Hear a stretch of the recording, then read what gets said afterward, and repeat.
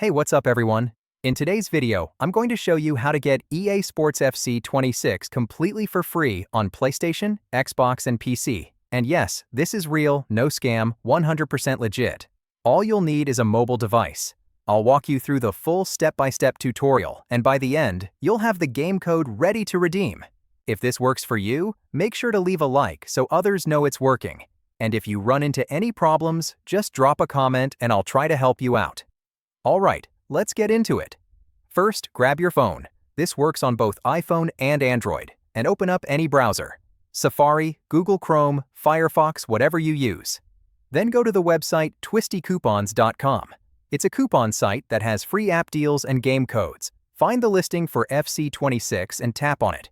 It should show how many codes are left. They go fast, so don't wait too long. After you open it, you'll see the game code is locked. To unlock it, you need to complete 2 quick offers from sponsors. These are free, no payment required, no subscriptions, nothing shady. The sponsors are just mobile apps that want new users. For example, you might see offers like, download an app and open it, or reach a certain level in a game. That's it. You don't have to buy anything, just complete the tasks. They're usually quick.